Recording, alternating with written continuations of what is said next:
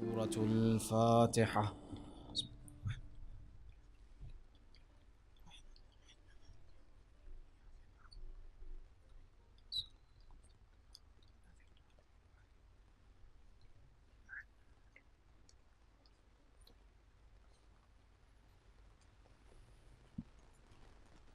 أعوذ بالله من الشيطان الرجيم.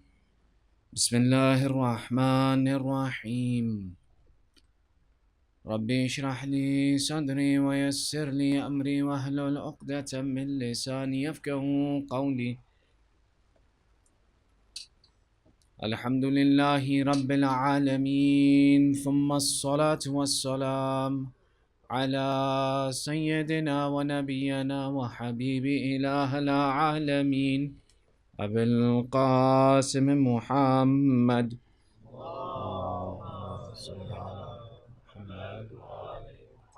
وعلى آله الطيبين الطاهرين المعصومين. أما بعد، فقد قال الله تعالى في كتابه المجيد: بسم الله الرحمن الرحيم. واعلموا أنما أموالكم وأولادكم فتنة وإن الله عنده أجر عظيم. صدق الله العلي العظيم.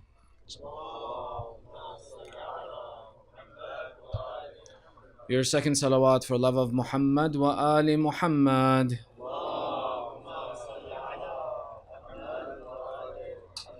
And your loudest of salawat to hasten the master of our time, Sahibul Asr wa Zaman.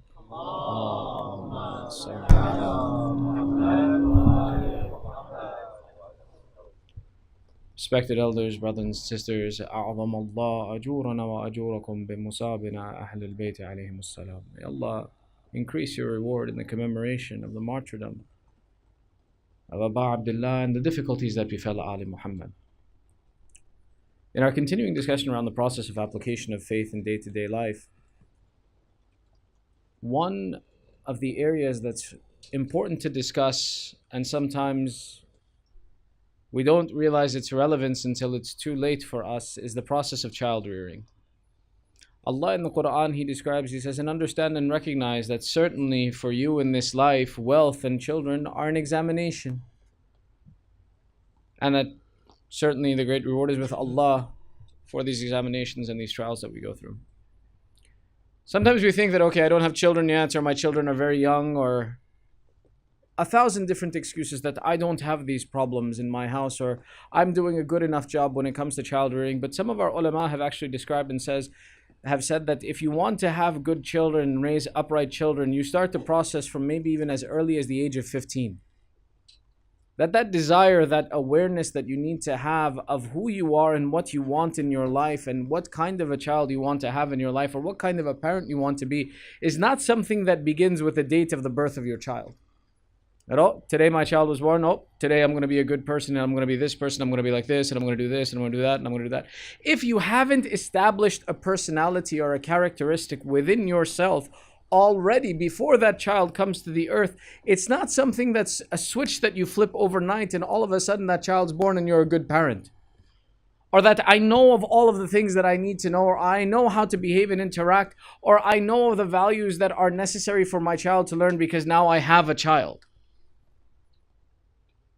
You see, we develop characteristics and we send down our characteristics to our next generation. There's this whole process of the system of how genetic transfer occurs. And one of the things that they noticed recently in recent scientific research is that what they saw was that children could develop a phobia to an item or experience they had never had. Khususan, this research was done in the country of Iraq, where what they did was they took a look at and they saw children who had not been exposed to the traumatic experiences of war, were afraid, were internally they had a fear already before ever experiencing certain challenges in the environment that they lived in. So they came to the conclusion that the genetic material that's passed down to a child is not something that's only established by generations, but rather the experiences an individual is going through in his life modifies the genetics that he passes down to his child. So what they found was that parents who had gone through traumatic experiences and were suffering through PTSD passed down the symptoms and effects of that PTSD to when they had their children. The point that I'm making is that the idea is, don't imagine that, for example, I'll worry about it when I get married, or when I decide I want to have children, that no, then I'll worry about what kind of a parent I'll be or what kind of characteristics I will teach my child. Rather, the nature of the lifestyle you lead will impact your future generation even before they come into existence. That we're constantly making those changes. Even the BBC a number of years back, they released a study about the effects of smoking cigarettes, and they said a man who smokes cigarettes affects his genetic material that he passes down to the next generation. The effects of that process can be felt up to 7 generations further by the inclusion of certain lung diseases that a child can develop, including asthma and such like that. That a man who smokes today affects his genetic material that may impact his children 7 generations from now. Not me, this is again research that's presenting this, to say that be conscientious, that don't imagine it's too soon to start preparing to be a good role model and leader for your children. That we have to prepare for how we want to live our life, so that when Allah does bless us, and may He bless all the mu'mineen who have desire to have children, that when it comes that time, it's not that now all of a sudden I have to flip a switch, but rather I've been preparing that I represent the values internally, that when my child looks at me, they see an example of what I want that child to be. Sometimes it happens, right? We take a look and we see individuals who become doctors, and they become doctors and their parents are not doctors. And the parent has pushed that child to the extreme level to make him a doctor. And how hard that parent worked to develop that characteristic in his child that was not present in him. And what kind of a lifestyle that person leads. And then other times we see people, for example, their father is a doctor, their grandfather is a doctor, and the child just naturally says, it's the easiest thing for me to become a doctor, it's not a challenge at all. The amount of effort that's different in these two personalities is a reflection that yes, it is possible. Taking this advice is not necessary, or preparing to have children is not necessary. Maybe it's possible you'll have good children, that when your child is born and all of a sudden a switch flips inside of me and I recognize the importance of what I need to do for my child, and I'll become a great role model. That's very true. But that's a much harder path to go down for you and your child. Versus that I prepare myself, that I know that tomorrow in my life, I want to have someone who behaves in a particular manner. To prepare the ground and prepare the environment for that child, I need to start preparing that environment and those characteristics within myself now. And we take a look and we see our Holy Prophet Rasulullah sallallahu alayhi wa sallam. He describes it, إِنَّ لِكُلِّ شَجَرَةٍ ثَمَرَةٌ وَثَمَرَةُ الْقَلْبِ الْوَلَدِ. That every tree, every existence has a fruit, and the fruit of the heart is that child. That our ideal goal is that fruit of our heart, that child that's before us, is to give them every peace and comfort and ideal benefit that we can give them in life. Now, when we talk about what we want to give our children, what kind of an upbringing, yes, we want to give them all of the benefits, all of the things we didn't have, all of the great things that we didn't have, all of the things that would be appropriate for them are the best that's available in the environment. Things that didn't exist for us as children, and we want to say that when my child is born, I will give him the best of what's out there. But you see, the best of what's out there is not always material. The best of what's out there is always not something that's tangible. Really, the best of what's out there is that character and those values that we develop over our lives. Those lessons that we learn through difficulty, those items that I had to develop within myself, those items that I had to learn from other people are the greatest thing that I can give to my child that will make his life better. It's not necessarily material wealth. You can take a look at the world, and when you take a look at the world and you see people who have inherited wealth, as opposed to earn their wealth, what kind of character they have. Those who inherit wealth are typically not the best of society. Rather, what they have is they have a certain entitlement. They don't behave with good character because they feel it's not necessary for them to do that. Because, I have everything I need. What do I need to work hard for? Why do I need to respect other people? Versus the one who gives his child the inheritance of character, prepares his child no matter what environment he goes into, prepares him for every environment that child can be exposed to have a good experience in that environment. To this end, our focal point is that there are certain values as taught to us by the Ahlul Bayt that are significant, that one, to teach our children, we have the ability to acknowledge and understand them and have them within ourselves, and ensure that when it comes time that I want to give my child every benefit, I want to give the next generation every benefit, I want to do the best by them, that ensure that we don't neglect some of these matters. To that end, we're going to mention 10 points from the ahadith of Ali Muhammad that will be of lessons, and within that we'll extrapolate some of the points to explain why these are significant, and inshallah that we apply them with our lives and prepare our children to be able to accept them as well. Sallu ala Muhammad wa ali Muhammad. Sallu ala Muhammad.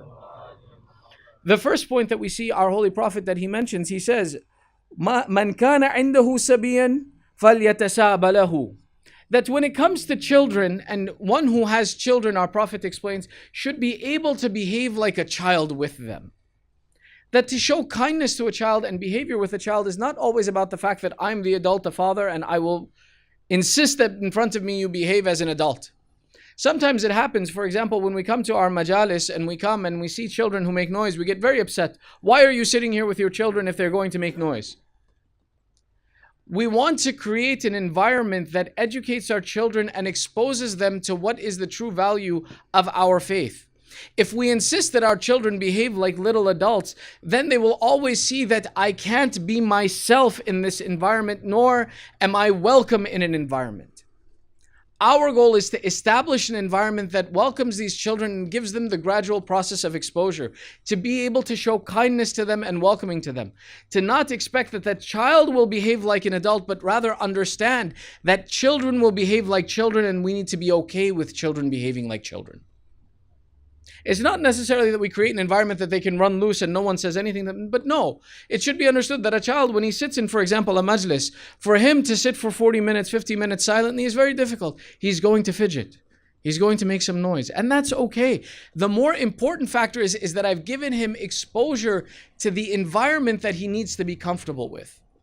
If, for example, my child never attends a majlis because if he comes to the majlis, he'll be disruptive. He won't be able to sit quietly. So therefore, it's better that I don't bring him. Now, all of a sudden, the child becomes a teenager and you tell him to come sit in a room for 40 minutes and listen to a lecture. He's going to say, who are you and what is this? I have nothing to do with this and I have no intention of coming.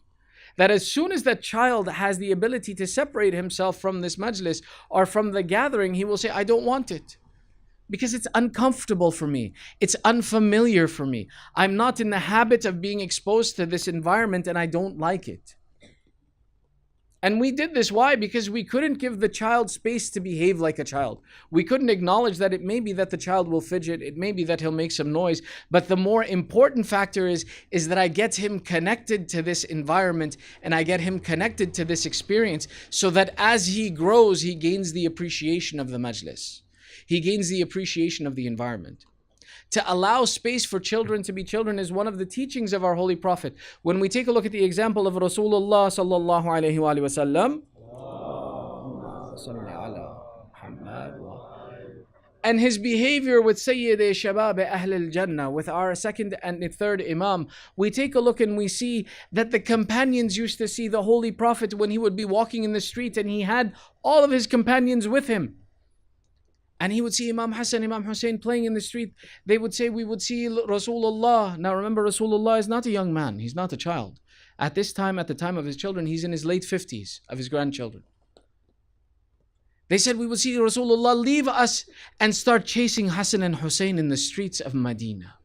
And he would chase them and he would play with them and they would laugh and run and he would run after them.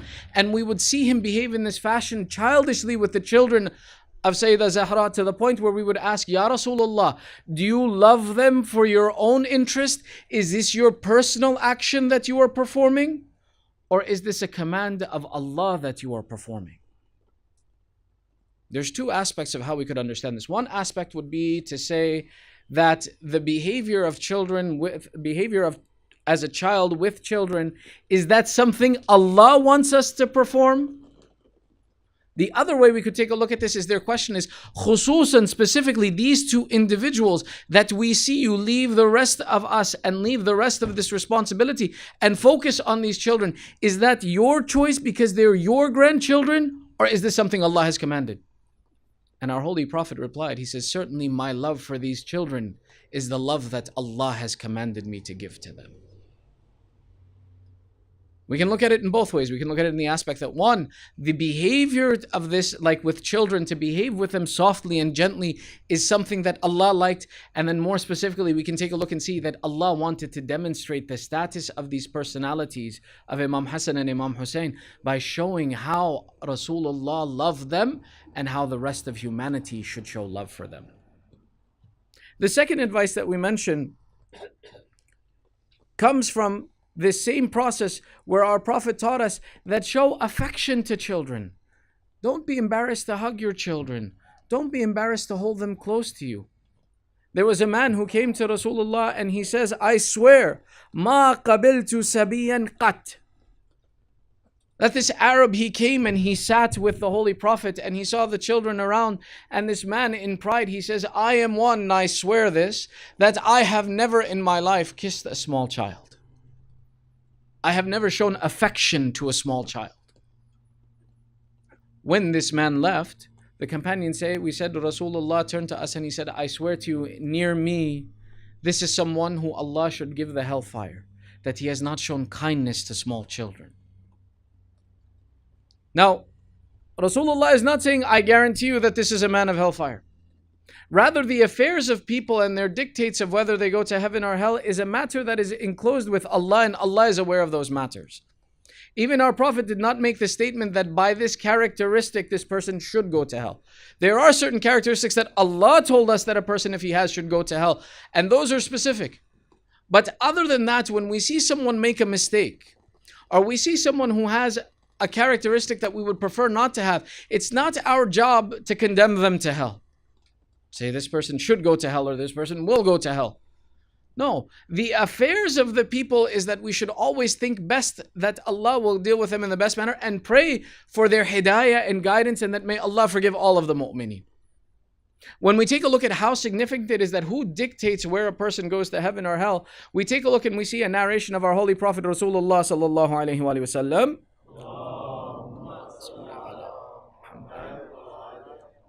He says, when I went to Mi'raj, Allah asked me, is there anything that you would want from me, O my Habib, O my beloved? Our Holy Prophet answered, yes, Rasulullah, yes, Allah, there is something I ask from you. My ummah is important to me. Allah, I ask you that when the day of judgment comes, and you shall lay open the field, and you shall put all of humanity in the one maidan, in this one arena, and you will expose each of these human beings and each of your creations and the good that they did and the evil that they did to all of humanity, where no deed of any man will be hidden. Oh Allah, I want to ask something of you on that day. Allah said, oh my Habib, what do you desire? Rasulullah replies, he says, oh Allah, my mu'min of my ummah is so dear to me, I don't want him to be exposed on that day in front of all of humanity and their mistakes. Oh Allah, give me permission to take the account of the mu'min in private, so that he may not be exposed in front of the people, and I will take his account and I will subject it to your authority. And Allah replied, oh my beloved, no, I don't give you this permission. And Rasulullah replies, he says, why not? Oh Allah, why can't I have this?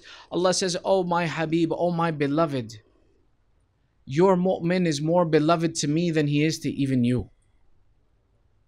I want your mu'min to have his respect even in front of you. So the ummah, the members of your ummah, those mu'mineen who held true to you, I will take their account in private so their sins are not even exposed in front of you. That Allah keeps the affairs of the people so private that those who follow and love the Ahlul Bayt, that Allah keeps even their shame in front of Rasulullah, then why should we be amongst those people who are the quick to condemn others if we want to have our affairs hidden? Which is why when you see a mistake with others, forgive it, overlook it. Ask Allah to give them guidance and to overlook their mistakes. Don't be amongst those who condemn quickly. That shouldn't be our characteristic. But in the same way, going back to our point, is that behavior with children should be such that it shows kindness to them, because this is a characteristic that was beloved by this Prophet. That this same Rasulullah who is asking Allah that your matters and affairs should be hidden, he is telling you that I love for my mu'min to be one who shows affection and kindness to children. Deal with children in a soft manner. Don't deal with children harshly. The third point we see comes from our Holy Prophet, where he says, there are 5 actions that I have performed from the time I have come here until the time that I will leave this earth. The first of those items are eating with the lowly people, that those who are considered to be the slaves or the lower echelons of society, I, the Prophet of Allah, do not consider myself above sitting in their company. The second item is that I will, from the day that I came till the day that I leave, ride my animal without a saddle or putting a harness on him. The third, that I will take the milk and complete the tasks that are associated with the simple matters of day-to-day life myself. The fourth, I will always wear wool or harsh clothing on my body. I will not wear the soft, comfortable clothes of this world. And the fifth, he says, I am one who will always say Salamun alaykum to the children, so that my ummah after me develops this characteristic. That our Prophet is teaching us that if you are my ummah, then follow my sunnah, and my sunnah is that I greet the children and I say salam to them. Sometimes for us, especially when we come in these nights, we see a child, we say, hey, you, go do this, go do that. And we send them off to do a task, or we acknowledge their presence by giving them some task or telling them to be quiet or sit down. Our Prophet is teaching us that my sunnah is that when you meet a child, teach him of our character and behavior by the first greeting that you give him is the greeting of Salamun alaykum. You see, especially for us in this society, this is a really important lesson. This is a unique identifier amongst the mu'mineen. This is a unique identifier of who you are. What is your identity? For a child living in a Western society, he's constantly battling between who am I? Am I, in this case, a Brit, or am I a Muslim? Do I conform to the norms of the culture that I live in, or do I conform to the norms of my faith? When we greet a child by the greeting of Salamun alaykum, we give him that firm status. Your identity is Islam. No matter which environment you are in, always remember the fundamental you are associated with is Salam and Islam. That we establish the foundation of that culture in him, that he knows that this is who we are. The same way amongst ourselves. No matter where we are, no matter where we go, no matter how many different people are around us, we should develop the characteristic within ourselves. Otherwise, how will we teach our children? That when we see a mu'min, when we see a Muslim, the way we greet him is not, all right, how are you? Okay? All well? No. Salamu alaykum. Alaykum as-salam. That my identity before anything else is my identity as a Muslim. And no matter what the environment is, that doesn't change. That I will always greet a Muslim as a Muslim, and the greeting of a Muslim to a Muslim is to greet them with salam. And our Prophet is telling us, introduce this to your children. Start from a very young age. When you come home and your child is 2 or 3 or 4 or whatever age they are, some of us, we love it. We come home, all of us, and our children run to us. And they're happy and excited to see us. The first thing we want to teach them is before, this is what I brought for you, or this is what I have for you to play with, or start playing with them. Teach them the appropriate etiquette that when someone comes, they greet them with salam. They greet them with the greeting that acknowledges their faith and makes their faith a fundamental of their character. The fourth point that we see is to keep our promises to our children. Allah in the Quran, He says, "Awfu bil ahdi innal ahda kana mas'ula." Allah is telling us all the importance that keeping your oath and keeping your word is an important characteristic. And Ahlul Bayt teach us that this is one of the fundamentals we teach our children. When you develop an identity, right? You develop an identity, you can be known as a person in society for many different characteristics. You can be known in society by your skin color, by the food that you eat, by the friends that you keep, by the characteristics that you have. Ahlul Bayt teach us that the most important characteristic that we want associated with ourselves is to be the truthful people and to be associated with the truth.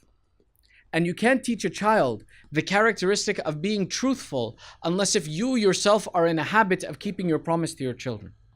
Don't make promises to a child that you can't keep, because it will teach him the science or the art of insincerity. That he will justify himself, that if they don't keep their promises to me, what do I have to keep a promise to them for? Let me say what I need to say and get on with my day. This is what they want to hear, I'll say it, who cares? There's no value to that statement, which is why we see the statement of our sixth Imam, Imam Ja'far as-Sadiq alayhi salam.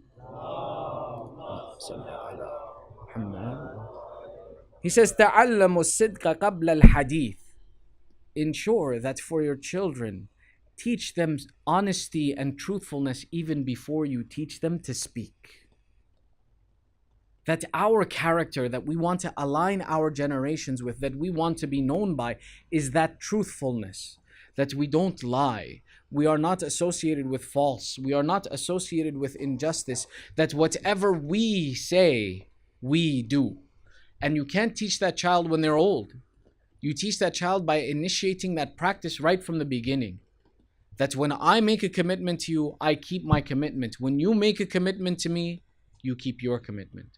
When I make a promise to you, I don't make a promise unless if I intend to keep it. And I want you to do the same. That whenever you give me your word, you are honest with it because I am honest with you. That setting of an example of showing through our demeanor, our behavior, is what lays the foundation of faith in a child and the foundation of truth in a child. We are the first example and the role model in the life of a child. And let me tell you something. Honesty and truthfulness is not something you're going to develop the day my child is born, that now I will learn to be honest with him. If it's not in our practice to be honest and truthful and to keep our oaths and to be consistent with our word, we won't have the ability to do it tomorrow when our child asks us a question. Because when we typically interact with a child, we've got 1,000 things on our mind already. And then comes this child and he says, I want this, I want that. And we say, yeah, sure. And we forget about it. If you haven't established this nature within yourself first, that I am conscientious, that my word is my bond, that when I say something, I fulfill that task, tomorrow you won't be able to teach it to a child. You won't be recognized by it in society. This is a characteristic we want to ensure is within ourselves so that we can teach our children. The fifth point that we take a look at, we see, is the promotion of education through kindness. The system of positive reinforcement for our children in education. And this example comes from our third Imam, Aba Abdullah Imam al-Husain ibn Ali alayhi salam.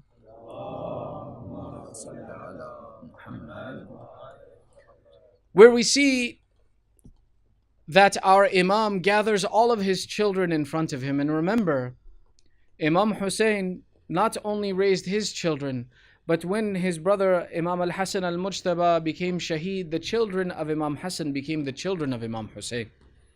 So the narrator writes that the children of the family of Zahra all gathered before Imam Hussein and he sat with them. And Imam al-Hussein, in speaking to the children with kindness, he says to them, "O my children, recognize that you are the children of today, but you will be the leaders of the society tomorrow. For you, my children, to be effective leaders within society, it is important that you have a good education. That when you go, when you take your lessons and you learn, that you pay attention to the lessons that you learn, and when the teacher speaks to you, you remember the words of the teacher." Now remember, the system of education, especially in Arabia at that time, was an oral tradition. The norm was that you take something in and you absorb it, and that's the normal process of education. But take a look and see, Imam continues his communication to these children in front of him to promote their education in a positive sense. He doesn't say, "Tomorrow if you don't remember, you're going to get the shoe." Or "Tomorrow if you don't remember, I'm going to punish you." Or he doesn't say that you better not be someone who can't remember your lessons. Or "I better not find you that you don't perform your lessons correctly." No, the Imam, when he continues his conversation, he says, "And remember, my children, to remember the words of your teacher and to learn them.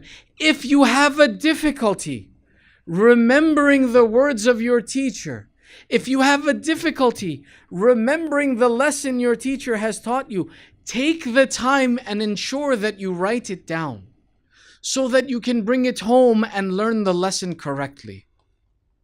Make sure that you invest in the time to educate yourself, whether it's through the process of ensuring that you remember that lesson the first time the teacher said it, or by the repetition and taking the time that it's okay that you don't learn it the first time. It's okay that you didn't get it perfect initially, as long as you continue to make effort and you do the things that you need to ensure that you learn the lesson that your teacher teaches you. See, that system of positive reinforcement in education gives children confidence. The Imam does a number of different things. He doesn't tell them to learn without giving them a goal to look forward to. He doesn't tell them to learn and overcome their difficulty on their own. He simplifies both of these processes. One, he says the importance of your education today is that tomorrow you will be the leader of society. Tomorrow you will be the one who is in charge of leading the community and educating people. I want you, my sons, my daughters, to be the example that society follows. To do that correctly tomorrow, you need an education today well. So the Imam is one. He's giving them a goal to look forward to in the system of education. The second point the Imam does is he doesn't say, I don't care how you do it, you better know what you are being taught. He says, no. He says it's okay if you need to go back and review. He gives the child a solution. If you're having a difficulty, it's okay to use the resources available for you to learn. When we talk about education with our children, we set the fundamentals of how we create education for them and promote positive reinforcement. Teaching our children why education is important, what are the benefits of education and the practical uses of education is very important, rather than just saying you have to go to school and get a good job. That job is material. There are examples out there, right? This is a fallacy that people point out all the time, that there are so many billionaires and millionaires out there who became wealthy without having gone to college. So who cares? What if I'm not good at school? I can still be rich. There are examples out there for me to follow. The motivator is not wealth. The motivator is character. That I want you to be a leader in society. People, when they come to you, they should be able to respect your opinion and want your opinion, and they won't if you don't know how to articulate yourself and how to know the solution by experiences and knowledge of the problems that come. One of the ways that we do it practically in our environment is, yes, school is school, and we know school has a rigorous system of implementing and teaching all of the basic fundamentals that we need in society. What we have to additionally focus on is the education of faith. And one of the ways that we do that is after these majalis, after these events, after your child has sat in an environment of learning, don't assume that the experience has ended. When you sit in the car, whether it's your child, whether it's your sibling, whether it's your cousin, your nephew, whoever that person, that child is, sit down with them. What did you learn today? Teach your child that when he comes out of this event, you want a recap. I want to hear what you heard. I want to know what you heard. I have an interest. I'm interested to see, what did you absorb? In one aspect, it'll show you the depth that your child or this child is developing of the nuances that he can pick up in a conversation when it's an adult conversation. Or two, it'll teach your child that his opinion is so important that you want to hear it, that when he comes to the majlis, he knows after I finish, Dad's going to ask me what I learned. My uncle's going to ask me what I learned. My brother's going to ask me what I learned. Let me pay attention so that I have something to go back and talk about. And we start influencing that process of education in the system of faith to ensure that our children develop the right kind of education and they value education through the system of positive reinforcement. Sallu ala Muhammad wa ali Muhammad.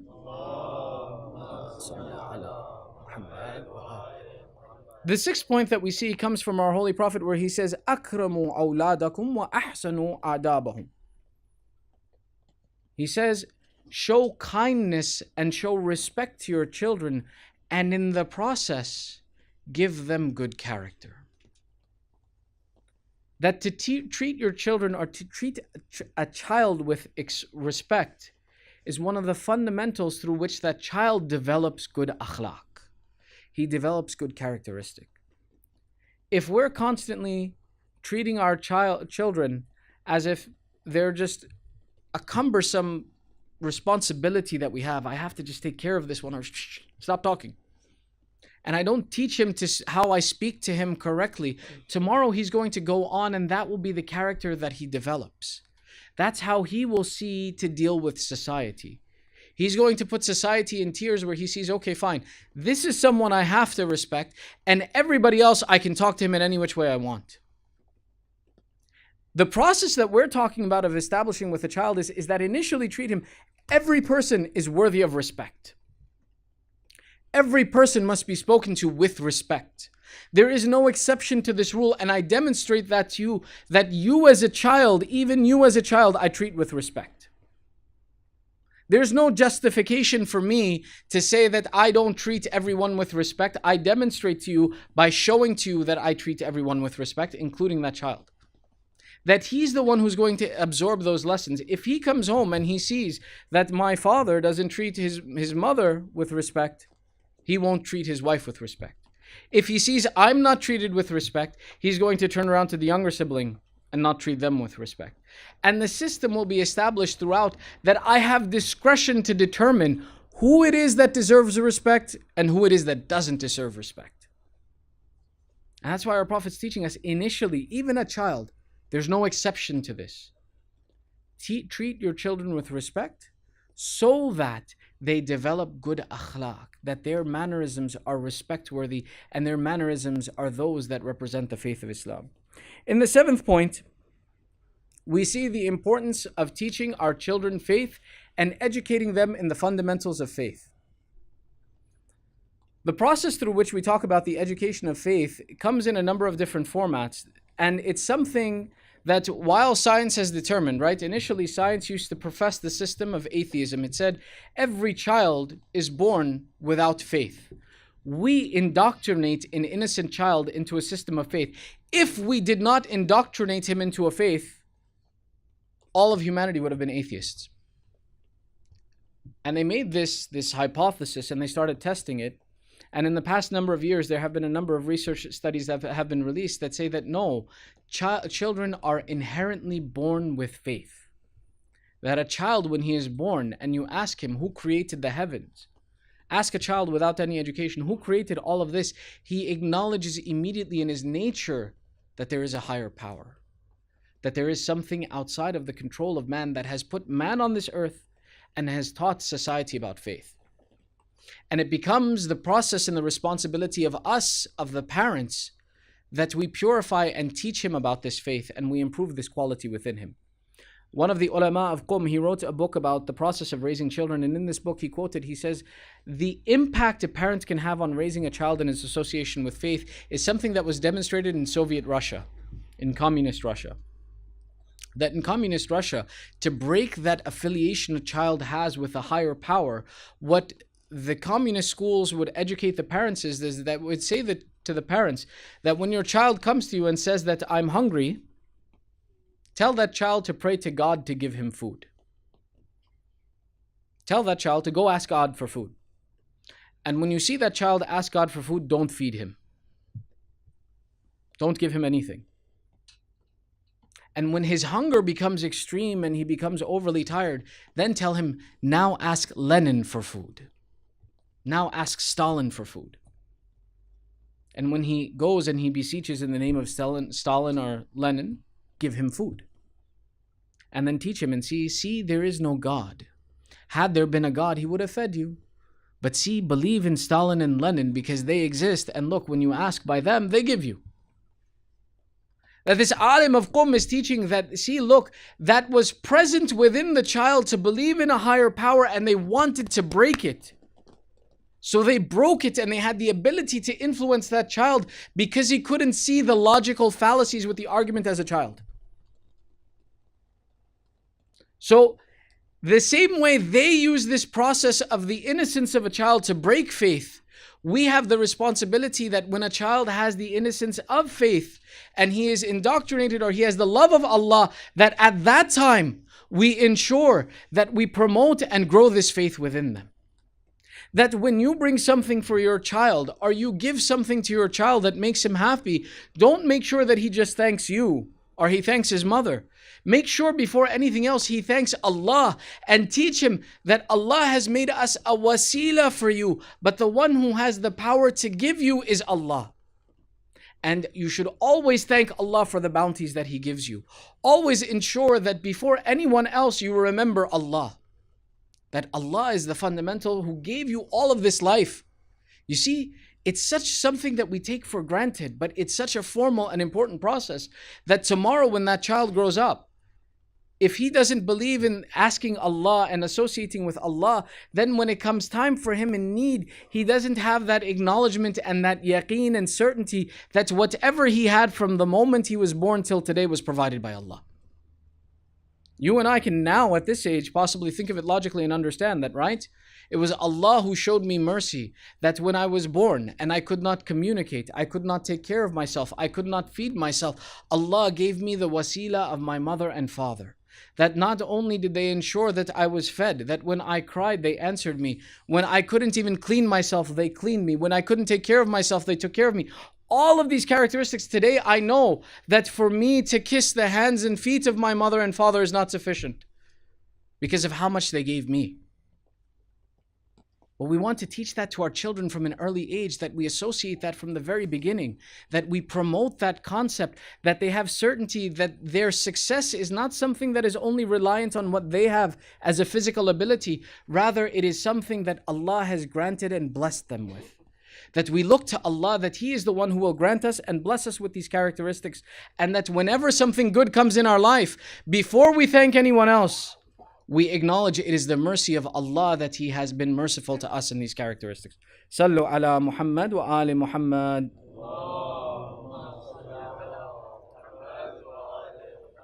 The next point that we talk about points to the idea of paying attention to the environment of our children.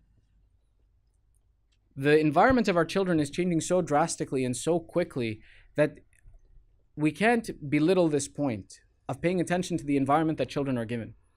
Nowadays, for example, it used to be different, right? Nowadays, it's that when my child makes too much noise, I hand him the iPhone, or I give him an iPad, or I give him my phone. Whatever I have that makes that child quiet for the 20 minutes I need is in his hand. But the reality is what influence that is having on my child, I need to pay closer attention to. Sometimes I have to take a look at that it's okay for me to be uncomfortable as long as I'm unsure of what product or what item my child is being exposed to. Constantly pay attention to the environment your children are in and who it is that is influencing those children. We see the statement of Amir al-Mu'mineen Ali ibn Abi Talib alayhi salam.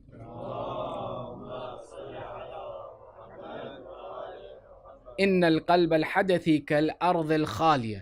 That certainly the heart of a young child is like unplanted land, fertile soil. Whatever you put in it, it will accept. If I'm not careful of the type of environment I'm exposing my child to, if I'm not conscientious of who it is my child is listening to and what examples are presented to my child, they will look at those and adapt those and attach to those as role models. And they will look at those as the right example, and that will be the goal that they attain in life or that they set for themselves in life. Ask, for example, go out anytime, when for example, right, it's great to have conversations with children. And you can make such a great impact on a child by having a conversation that some of the questions, right, sometimes we sit with a child and we don't know what to say to them. It's like, hey, how's it going? Oh, okay. There are such simple questions that you can find out so much about a child. One of the simple questions that you can ask a child when you sit with them, how was your day? What did you do today? What did you learn today? Let that child come back to you and talk to you about what kind of an experience he's going through or what are the primary influences in his life. One of the questions that will teach you a lot about a child is, who do you look up to? Who do you want to be like when you grow up? Majority of children will answer you, for example, the ideas of famous sports players, right? Football players. Or, for example, they'll mention someone who they see on TV. Or they'll mention, if it's a young child, he'll be like, Spider-Man. I want to be Spider-Man. The smart ones will say Batman, right? But you'll start seeing who's impacting that child. What are the influences on this child? What is being exposed to this child? What is his environment like? And even for parents, it's important to have that conversation, right? A boy will say Spider-Man. Sometimes a girl, you ask her, you see the influence that's going on. I want to be like Rapunzel. I want to be like Elsa. I want to be, and you start seeing what's influencing this child. What's impacting this child? What am I letting into the environment of my child? Are they someone who has good direction? Do they have individuals in their life that may be a good example for them? Or are they looking at things intellectually? What am I giving my child as an environment? This teaching of Amir al-Mu'mineen is telling us that, listen, if you're not conscientious of the environment and the influences on your child, someone else is going to take that away from you. That child isn't going to wait for you to teach them, what should I look up to? Who should I be interested in? What's important to me? The influences around that child will take over that position. And to that end, we have to be careful that we are the ones who are establishing the role models. We are the ones who are telling them about the stories about Hazrat Abbas alayhi salam. That you want to be an example, let me teach you about Abbas. You want an example, let me teach you about Qasim. You want an example, let me teach you about Sayyidah Zainab. Let me teach you about the daughter of Rasulullah. Let me teach you about these personalities that when you look at them, not only are they an example that makes you feel good about yourself, whatever conflict or difficulty you have in life, you can look back at these personalities and find a solution for it. You can look back at them and find that there is confidence in this character because it is a wholesome character. Let me plant the seed of Ahlul Bayt in your heart before someone else plants a seed in your heart. See, if I don't know about that personality, how can I teach my child about that personality? If I don't know an example that I can cite from the life of Imam Ali alayhi salam, how will I tell my child to follow the example of Imam Ali alayhi salam? You see, the onus is on us. And it's not that, my child's going to look for a role model and overnight I'm going to educate myself on every subject and know this is the right role model I want you to have and this is the answer that needs to happen in the situation. If I'm not developing that process now, tomorrow I don't know how to answer that question for my child. The ninth point that we want to take a look at, and we're almost done. If you're still with me, recite aloud, Salawat ala Muhammad wa ali Muhammad.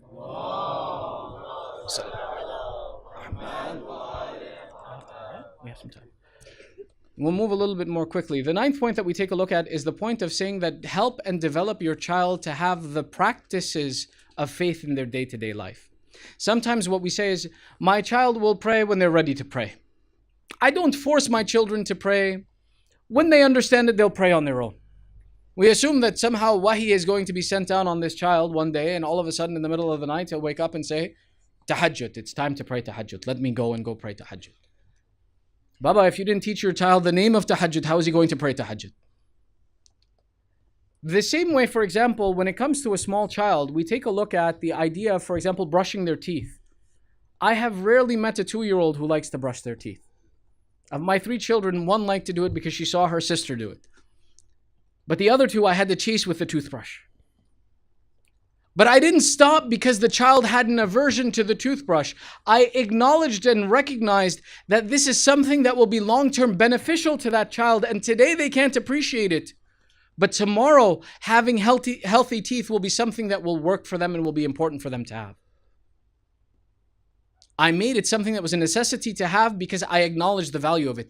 The same way when it comes to practices of faith, when I acknowledge the practices of faith, salah, som, zakat, khums, all of these things are important to me and they're important fundamental of life, I will indoctrinate my child before they have the ability to fight it because they don't understand what it is. We see the statement of Imam Ja'far as-Sadiq alayhi salam.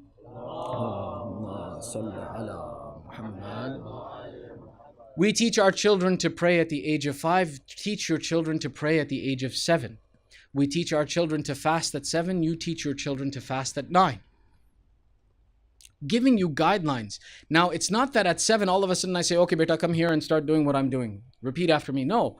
I've already established the environment from when that child was young that he sees me pray. I don't isolate myself in prayer. I'm in front of him in prayer. But at 7, I say, come and pray with me. Even if he doesn't want to, if he has other priorities, drop what you're doing and now you pray with me. Prior to that, if my child has an interest, I promote that interest. But at 7, I said it that when I'm praying, you are praying with me. When I'm fasting, you are fasting with me. I go through this process of establishing these characteristics in him before he has the ability to understand, so they become a part of his character. That it doesn't become later when he realizes the value of it, he has a hard time establishing this characteristic in his personality. We see, for example, in the lessons of the ulama of Najaf, what they used to do with their children is when they would wake up for tahajjud, they would take their small children and wake them up with them and give them toys, so that the child would be in the habit of being awake at the time of tahajjud. So that when it came time to pray, it wasn't something foreign, like, how am I supposed to wake up at this time? They knew and they understood that it was something important and the characteristic was established. One point that I want to mention, because we're running out of time, is that the description of the characteristics that we want to develop for our daughters are not different than this. Then don't imagine this is just for boys. No, the example and the characteristic that we want for our daughters and how a father's relationship or the relationship with our daughters is very significant. A few nights ago, I mentioned a hadith, and I didn't give you the source of that hadith.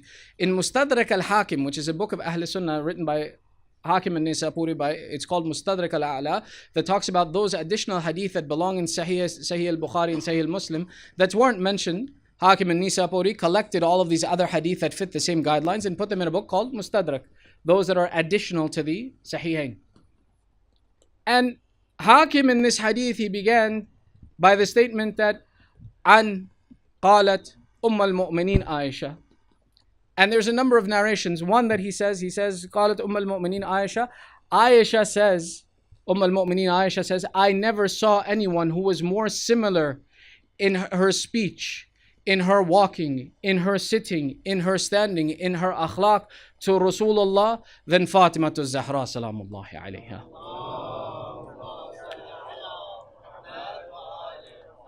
2 points in this. The one is the description of why this term of al-Mu'mineen is used in this position. One, that it's the book of Ahl Sunnah and they've referenced it. Secondly, the term al-Mu'mineen as it's utilized comes from the Quranic Nas in Surah Ahzab, verse number 6, where Allah says that إن النبي أولى بالمؤمنين من أنفسهم وأزواجهم أمهاتهم. That Allah uses the description to describe, he says that certainly the Prophet has more right over the mu'mineen than they have over themselves. And the wives of the Prophet are their mothers. That the description of any of the wives of the Prophet is associated with being called the mothers of the mu'mineen. And there's a reason for this.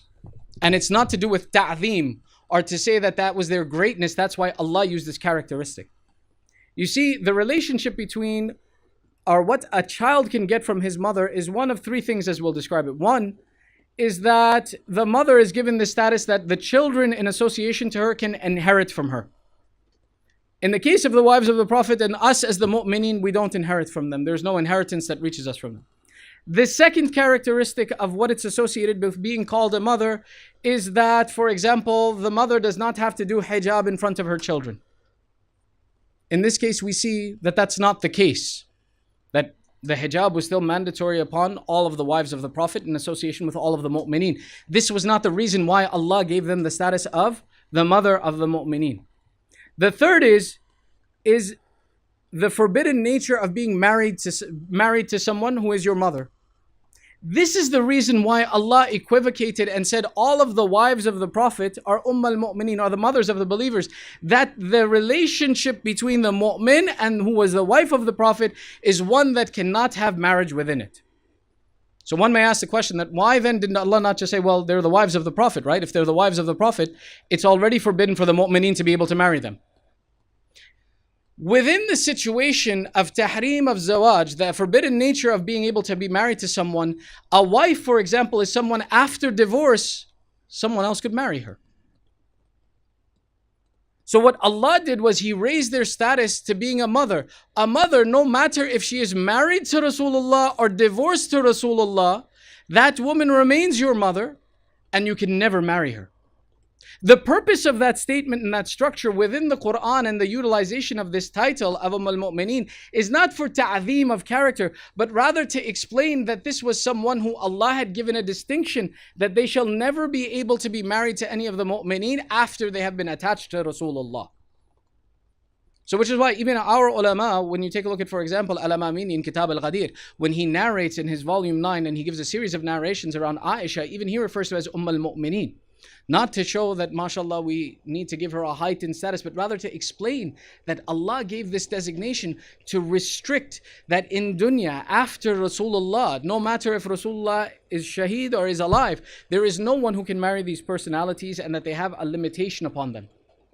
And that was the reason why this terminology was used. Now, in this basis, we take a look and we see that this narration where Aisha is describing the status of Sayyidah Zahra, and she's saying there was no one more like Rasulullah in walking, in talking, in character and behavior than Sayyidah Zahra was to Rasulullah. Let me ask you something. How did Sayyidah Zahra develop these characteristics within her personality? You see, the traditional process of our relationship to our daughters, or the relationship between a father and a daughter, is the relationship of pleasure, that I want my daughter to be happy. I want to give her every comfort and every convenience that is available to me to be able to provide to my child. But Rasulullah teaches us that the relationship between a father and a daughter is much more than that. You see, Rasulullah teaches us that the relationship between a father and a daughter needs to be one of musharika, that the father is including the daughter in the process of living day-to-day life. Sayyidah Zahra develops the characteristics of the resemblance of Rasulullah by association with Rasulullah in all of his affairs. Rasulullah did not simply talk to Sayyidah Zahra when, for example, things were good and he was happy. He did not protect Sayyidah Zahra from the realities of this world. And we know this because when we look at the narrations, we see that the first person Rasulullah would see when he returned home from a journey, Sayyidah Zahra salamullahi alayhi. The last person he would see before he left on a journey was Sayyidah Zahra salamullahi alayhi. When Rasulullah would come home wounded and injured from his journeys, when the people would abuse him, when he would come home from battle and he had injuries, did he hide them from Sayyidah Zahra? No. She was the one who would comfort him. She was the one who would take care of him. She was the one who would show kindness to him. She was the one who had the label of being known as Abiha, the mother of her father. No matter how you understand the status of Sayyidah Khadija and her relationship, how beautiful that relationship was, but Sayyidah Khadija was never one who was called how her relationship was, that she was not the mother of Rasulullah.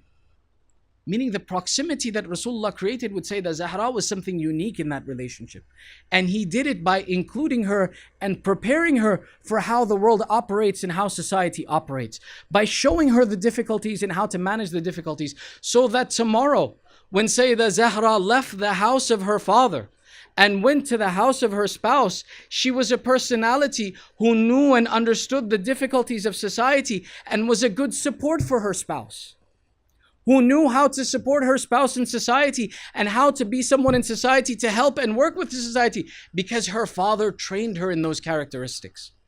The same way for us, the lesson Rasulullah teaches us is that when you want to raise your daughters, raise them the way I raised mine. It's not simply a relationship of pleasure, and that I only care about making the world perfect for my daughter and she doesn't know the cost of anything or how to deal with difficulties in society or who are the members of society. No, rather incorporate her in the entire process so that tomorrow when she enters society, she's not so simple that she doesn't know how to represent her opinion, or she doesn't know the consideration she should have in making a decision. I prepare that when my daughter leaves my house, she is a responsible, intellectually sound personality who is capable of being a support to her husband and an active member of the society she takes part in. This is the example of how we want to raise our daughters specifically. That look back at that lesson. The same way I want to have examples for my children, I need examples for myself. But the goal is always that our children should be raised well. And if you want to see the beautiful child that you should have your children raised as, look at Qasim ibn al-Hasan alayhi salam. Look at this personality in the field of Karbala, that when the night of Ashura comes and our Imam sitting in the tent with his companions turns off the light and he says, "Oh my companions, they are thirsty for my blood, not yours. Take one of my relatives and leave this town and just go away so that you are not harmed." And the lights are turned back on. The narrators write, the old men had tied their waists. The young men had stood on their heels and puffed out their chest. Aba Abdullah, we are here to sacrifice for you. And Abu Abdullah was pleased with seeing his companions, and he thanked Allah that, oh Allah, you have given me such great companions that even my father and my brother and my grandfather did not have. When Abu Abdullah left this environment, a child came behind him and he started saying, Ammu, oh my uncle, tomorrow will you give me permission like you've given all of your companions? Tomorrow will you allow me to make the sacrifice for you as well?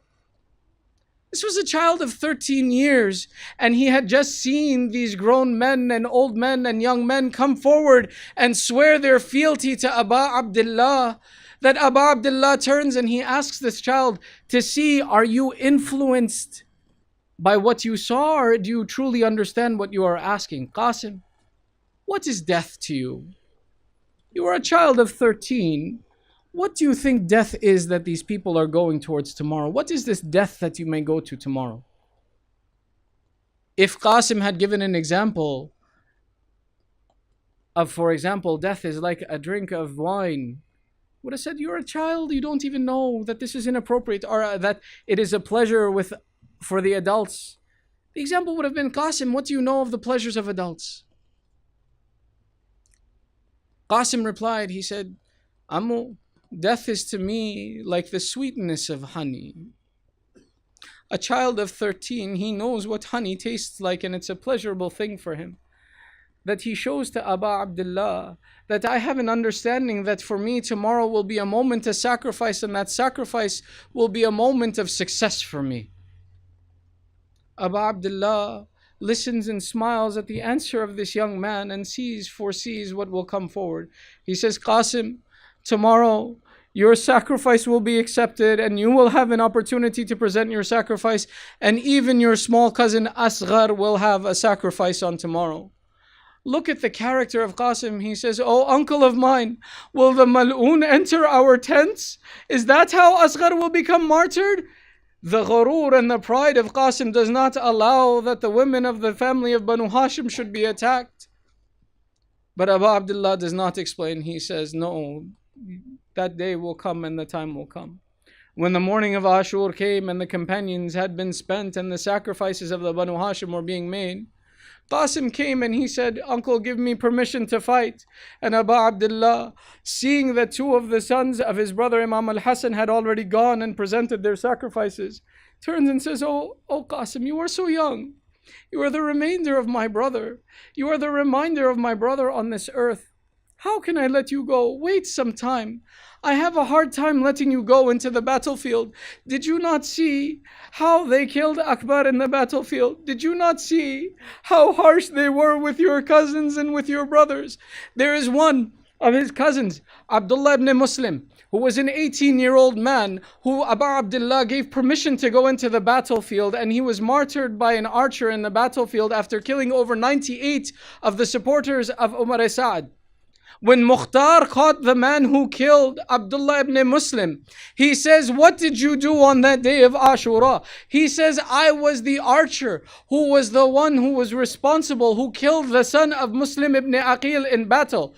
They said, how did you kill him? He says, I shot 2 arrows. The first one that I shot, Abdullah ibn Muslim saw coming. He held up his hand to his forehead. My arrow pierced the hand of Abdullah and stuck his hand to his forehead. When he turned and he cursed to me for my indecent action, he says, do you not know we are the Banu Hashim and you attack us in such a way? He could not remove his hand from his forehead. I then raised an arrow again, and this time I shot my arrow into the chest of Abdullah ibn Muslim. Abdullah ibn Muslim fell from his horse and died immediately.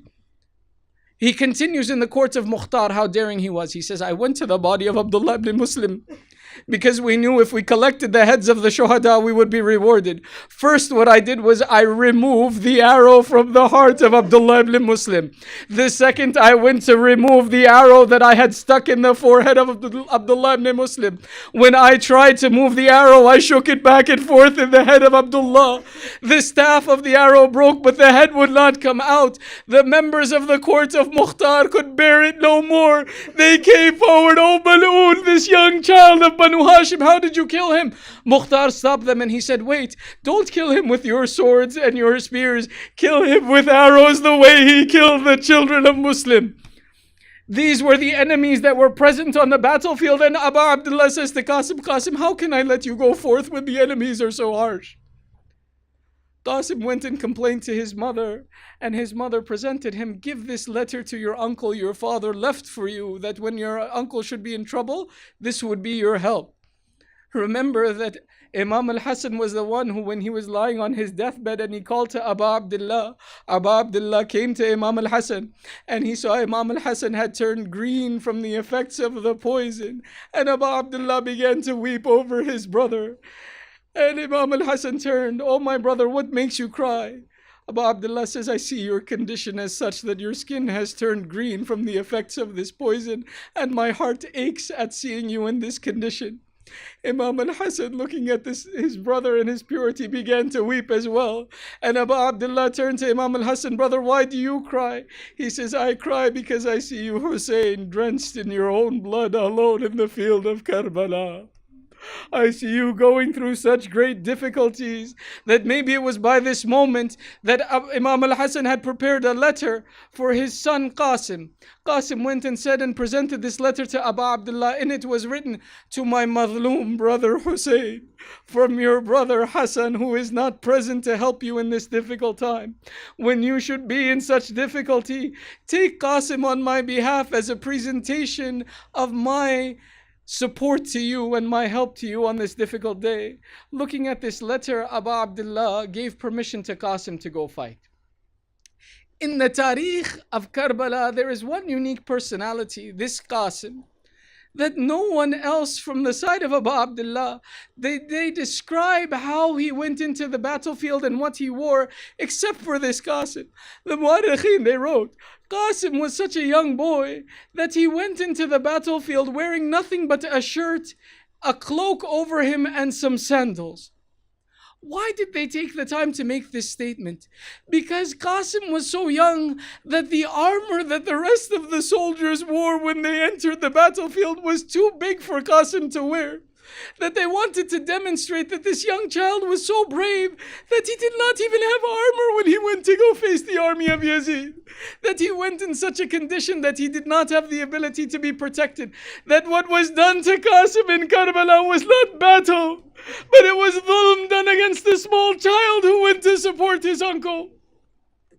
They describe that when Qasim came and he wore the turban of his father and his shirt and he had his sword ready, he had no horse. He came to his uncle and he said, Uncle, give me permission. One Mu'arrikh writes, he says, the uncle and the nephew, they hugged each other and began to weep. And from their exhaustion and the weeping, they became unconscious from greeting each other for the last time. Qasim, when he goes to the battlefield, this is a small child of 13. They say Qasim did not have a horse, but he did not walk into the battlefield. This young child ran in front of the army of Yazid, and he ran drawing his sword to come and see the battle of Qasim. That he was so innocent when he went to do battle. And he was such a young boy. They describe that Abu Abdullah and Abu al-Fadl stood back and they watched the battle of Qasim, saying that this is the young boy that was trained by Abbas. This is the pure blood of the Banu Hashim. Come and see how our children represent Islam and how they will sacrifice. Qasim was a valiant warrior. They said that this young boy, one man sent his sons against Qasim, and one by one Qasim at the age of 14 killed all of his sons until this experienced warrior came forward to face Qasim himself. One of my teachers, he says, I imagine Abu al-Fadl standing in the back and saying, Oh Mal'oon, have you no mercy? You are a grown, experienced warrior. This is my child of 14 years who is thirsty for 3 days, and yet still you have the audacity to come and raise your sword to him.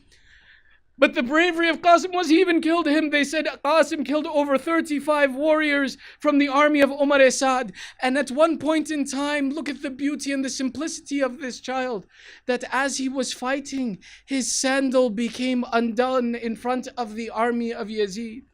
And so simple and pure was this child Qasim, that he did not pay attention to the danger and the threat of the army in front of him.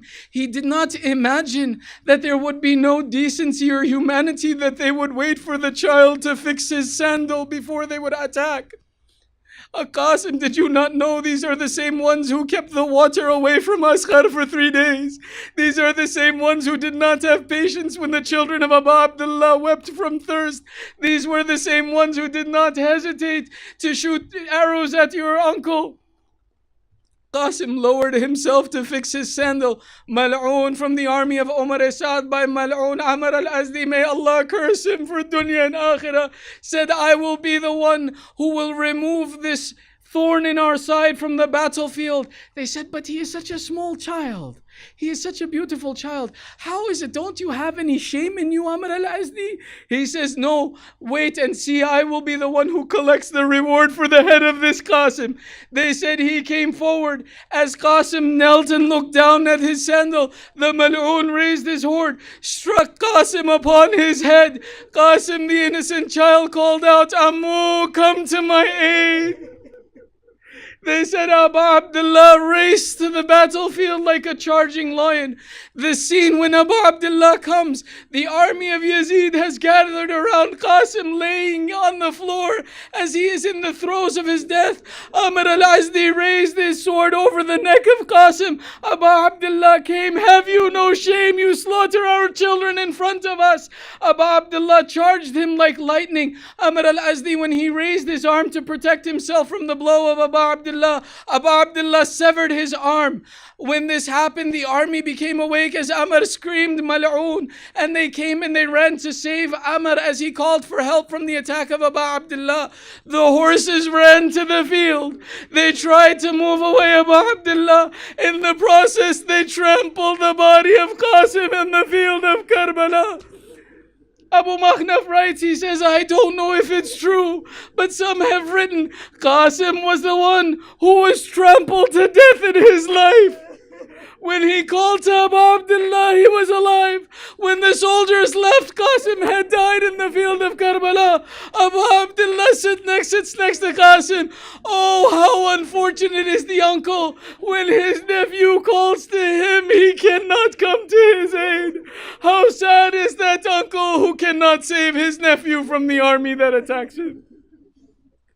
The Mu'arrikheen continue in their narration. They say that Qasim, now being trampled, lay on the floor. Abu Abdullah lifted 72 bodies on this day, each of the companions he raised. Now he went to go raise the body of Qasim. They say Qasim's body was shrouded in the abba of Abu Abdullah. Then he lifted the body. They write two things. They write that when Abu Abdullah lifted and tugged to his chest the body of his nephew, the feet of Qasim used to drag on the floor as Abu Abdullah carried him. One Mu'arrikh writes, he says, I imagine Qasim was a child of 14. He was not a full-grown man. Abu Abdullah was a full-grown man. Why then, when Abu Abdullah holds a child to his chest, do the feet of the child drag along the floor? One Mu'arrikh, he writes, I imagine the loss of the son of Imam al-Hassan was so difficult on Hussein that his back was hunched forward as he carried his young nephew. Another writes, he says, but more appropriately I see that the body of Qasim had been trampled so badly that when Abu Abdullah held him to his chest, the body had been stretched by the horses where the feet were touching the ground of Karbala.